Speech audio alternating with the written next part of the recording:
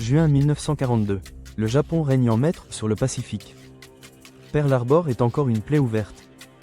Les Alliés sont en recul, mais un petit atoll perdu, Midway, va devenir le théâtre d'une bataille qui changera le cours de la guerre.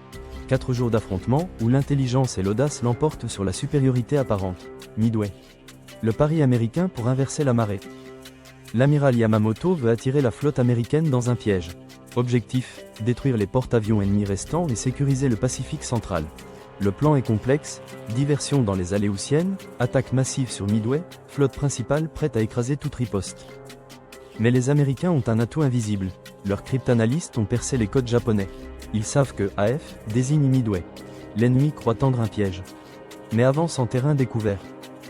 L'amiral Nimitz concentre ses forces. 3 porte-avions, Enterprise, Hornet, Yorktown, et une poignée de croiseurs et destroyers. Le Yorktown, gravement endommagé à la mer de Corail, est réparé en 3 jours. Midway est fortifié, avions terrestres, batteries côtières, patrouilles de reconnaissance.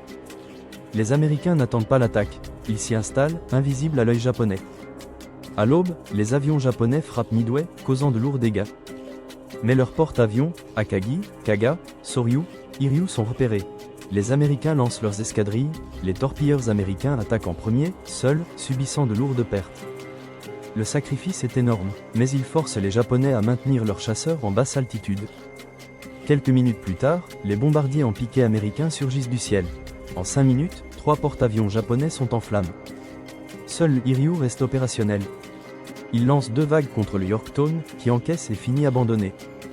Mais l'après-midi, le Hiryu est lui aussi repéré et détruit. En une journée, le cœur de la flotte aéronavale japonaise est anéanti. Du 5 au 6 juin, les forces américaines traquent les croiseurs japonais en retraite, coulant le Mikuma. Midway est sauvé, et le Japon perd plus de 3000 hommes, 248 avions, et surtout 4 porte-avions expérimentés. C'est un coup dont la marine impériale ne se remettra jamais. Midway stoppe net l'expansion japonaise. Le Japon passe sur la défensive. Les États-Unis, eux, prennent l'initiative qui les mènera à Guadalcanal, puis jusqu'aux portes du Japon.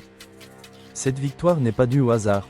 Supériorité du renseignement, rapidité de réaction, courage des équipages. Midway est plus qu'une bataille navale. C'est la démonstration qu'un combat peut se gagner sans que les navires ennemis ne se voient.